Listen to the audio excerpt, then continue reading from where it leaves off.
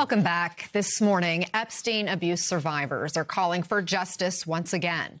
The DOJ released more documents over the weekend, and an MS Now analysis found in the release of just 20 documents comprising of fewer than 1,000 pages, the first or last names of at least 21 known or suspected survivors were exposed. Some of these names were left unredacted multiple times. This new release coming after reports that the DOJ withheld and removed documents related to a woman who had made accusations against President Trump. The president has denied any wrongdoing.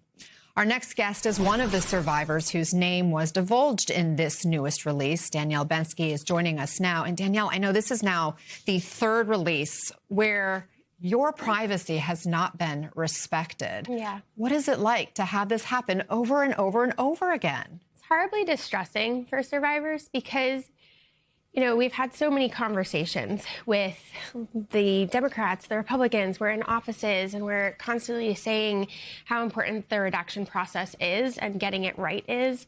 And you would think that after twice already, especially after the last release where, you know, our lawyers talked to them, everybody's, you know, there's been so much conversation around this topic.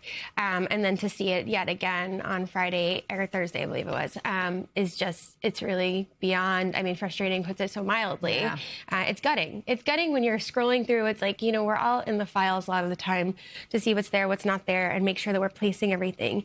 And you don't expect to see your name, of course, right? And so as you're scrolling to see your name, it just brings up, it really is a level of PTSD that survivors are met with often. Yeah, that re-traumatization. Yeah. That's got to be so, so tough.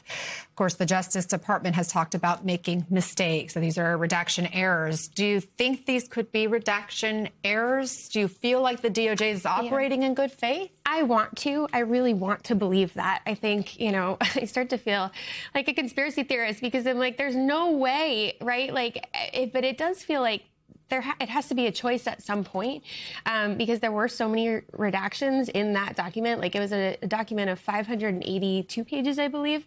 And most things are redacted. And then to see my name just blatantly like right there after my full name was redacted on the top, I don't know. I mean, I don't want to believe that it could be to harm survivors. Like retaliation or something for speaking out? I don't want to believe that. Yeah. But at that point, I wonder if it feels like more of a choice, right, to leave certain survivors' names in. I'm not sure, to be honest. But I know that it harbors a lot of feelings for survivors. And honestly, it makes a spiral because it brings us right back to that moment of, you know, at that moment, that was a 2008 302. So the 302 is the FBI report from a call that I made. And I just, you know, it just puts me right back in that mindset. So I think overall, the systems have really failed us time and time again. And it you know, even back in 2008, I remember law enforcement not really treating us, you know, well, to be honest. I felt like I was always, it was like an interrogation, you know. It wasn't this sense of like, oh, you're a survivor of Jeffrey Epstein's. It was so get to the truth, which I understand that they needed to do that.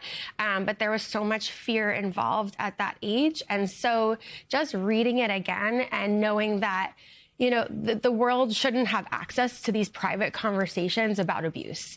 And so it's exhausting to constantly tell lawmakers that. And yet you've continued to speak out because I know you want this to be done right. Yeah. You want justice and accountability. You want transparency. You want to be believed clearly.